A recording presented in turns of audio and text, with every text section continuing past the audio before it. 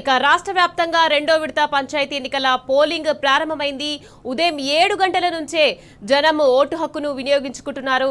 ఇక హన్మకొండ జిల్లాలో జరుగుతున్న రెండో విడత పంచాయతీ ఎన్నికల పోలింగ్ ప్రతినిధి రవికాంత్ హన్మకొండ నుంచి లైవ్ లో అందించేందుకు మనకు సిద్ధంగా ఉన్నారు. రవికాంత్, చెప్పండి, హన్మకొండ జిల్లాలో రెండో విడత పంచాయతీ ఎన్నికలకు సంబంధించి మీ దగ్గరున్న పూర్తి అప్డేట్స్ ఏంటి రవికాంత్?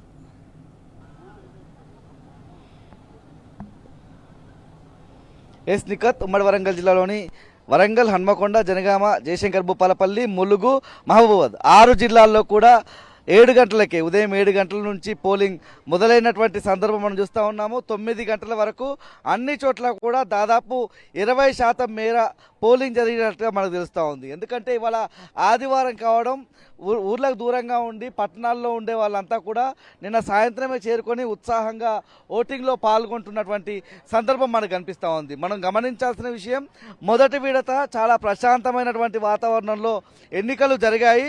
ఒక చోట అంటే ఏటూరు నాగారం మేజర్ గ్రామ పంచాయతీలో కొంత గొడవ జరిగినటువంటి పరిస్థితి, అది మినహా పూర్తి స్థాయిలో మొదటి విడతలో చాలా ప్రశాంతమైనటువంటి వాతావరణంలో ఎన్నికలు జరిగాయి. రెండో విడతలో చాలా సంక్లిష్టమైనటువంటి మండలాలు ఉన్నాయి. ఉమ్మడి వరంగల్ జిల్లా మనం చూసినట్టయితే వరంగల్ జిల్లాలోని గీసుగొండ మండలం కావచ్చు, సంగెం మండలం కావచ్చు, ఇవి చాలా వివాదాస్పదంగా ఉండేటువంటి మండలాలుగా ఉంటాయి. ఇక్కడ పోలీసులు ప్రత్యేకమైనటువంటి ఫోకస్ ఏర్పాటు చేసినటువంటి పరిస్థితి. నల్లబెల్లి మండలం కూడా వరంగల్ జిల్లాలో ఉంటుంది. నల్లబెల్లి మండల కేంద్రంలో కూడా అక్కడ పలు గొడవలు జరుగుతూ ఉన్నటువంటి పరిస్థితి. నల్లబెల్లి మండల కేంద్రంలో ఇప్పటికే అక్కడ ఉన్నటువంటి కాంగ్రెస్ నాయకులను గేటు దగ్గర వరకు అనుమతించి బీఆర్ఎస్ నాయకులను దూరంగా ఉంచుతున్నటువంటి అంశంలో పోలీసులతో బీఆర్ఎస్ నాయకులు వాగ్వాదానికి దిగినటువంటి సందర్భం మనం చూస్తూ ఉన్నాము. పూర్తి స్థాయిలో అక్కడ ఒక గొడవ అయితే జరిగినటువంటి పరిస్థితి.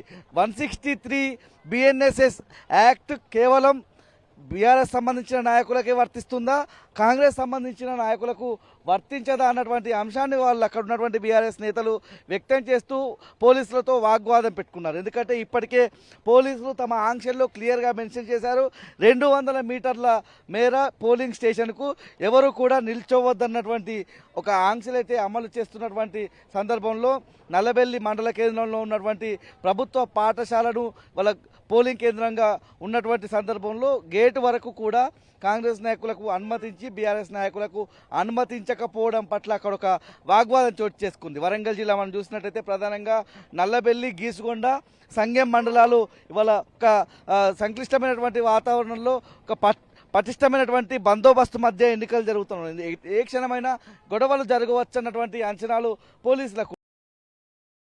చూసినట్టయితే ప్రస్తుతం మనం పంతిని గ్రామంలో ఉన్నాము. ఐనవోలు మండలం పంతిని గ్రామానికి సంబంధించి ఉదయం నుంచి మనం చూసినట్టయితే వృద్ధులు కూడా చైతన్యవంతంగా వచ్చి ఓటు హక్కు వినియోగించుకుంటున్నటువంటి పరిస్థితి కనిపిస్తూ ఉంది. మనం మొదటి దశలో చూసాము. రెండవ దశ పోలింగ్లో కూడా గ్రామ పంచాయతీలకు సంబంధించి యువత పెద్ద సంఖ్యలో తమ ఓటు హక్కును వినియోగించుకుంటున్నారు. అందులోనూ ఇవాళ ఆదివారం కాబట్టి చాలా దూర ప్రాంతాల్లో ఉన్న వాళ్ళు కూడా సాయంత్రమే సొంత ఊరికి చేరుకొని ఇవాళ ఉదయం నుంచే తమ ఓటు హక్కు వినియోగించుకుంటున్నటువంటి పరిస్థితి మనం స్పష్టంగా చూస్తూ ఉన్నాము.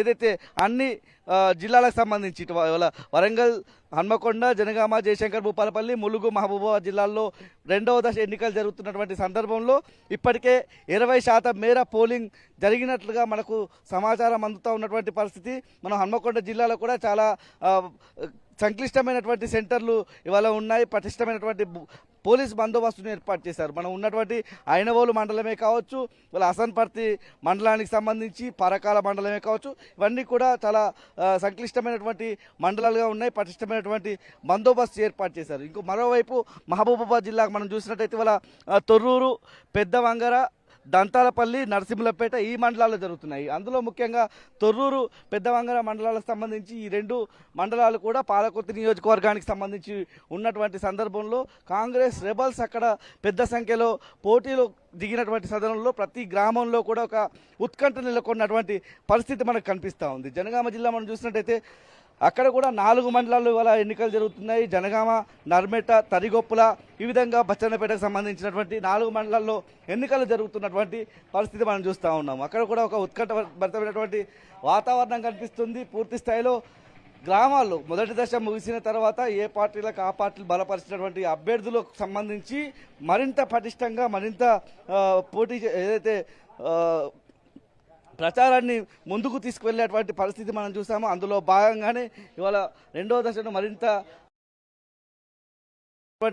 పరిస్థితి మనం చూస్తూ ఉన్నాం. అందులో భాగంగానే ఇవాళ పోలింగ్ కూడా పెరిగే అవకాశం మనకు కనిపిస్తూ ఉంది. ఆదివారం కావడం మొదటి దశలో దాదాపు అన్ని జిల్లాల్లో కూడా ఉమ్మడి వరంగల్ జిల్లాలోని అన్ని జిల్లాల్లో కూడా 80% పైగా పోలింగ్ నమోదైనటువంటి క్రమంలో ఇవాళ ఆదివారం కావడం రెండవ దశకు సంబంధించి ప్రజలందరూ కూడా గ్రామాలకు దూరంగా ఉండి వేరే ప్రాంతాలకు ఉపాధి కోసం వెళ్ళిన వాళ్ళంతా కూడా ఇవాళ ఓటు హక్కు వినియోగించుకోవడానికి గ్రామాలకు చేరుకున్నటువంటి పరిస్థితి మనకు స్పష్టంగా కనిపిస్తూ ఉంది. పూర్తి స్థాయిలో ములుగు జిల్లా కూడా మనం చూసినట్టయితే ములుగు, మల్లంపల్లి, వెంకటాపురం ఇది ఇంటీరియర్ ఏరియాగా ఉంటుంది. అక్కడ కూడా చాలా సంక్లిష్టమైనటువంటి సెంటర్లు ఉన్నటువంటి క్రమంలో పటిష్టమైనటువంటి బందోబస్తు ఏర్పాటు చేసినటువంటి పరిస్థితి కూడా మనకు కనిపిస్తూ ఉంది. మనం చూస్తూ ఉన్నాము ఓటర్ల చైతన్యం ఉదయమే వచ్చి ఓటు హక్కునైతే వినియోగించుకొని వెళ్తున్నారు. చలికాలం కావడం లేటుగా వచ్చి ఓటు వేస్తారని అనుకున్నప్పటికీ చాలా చైతన్యంగా గ్రామ పంచాయతీ ఎన్నికలకు సంబంధించి మొదటి దశలో కూడా చూసాము. రెండవ దశలోనూ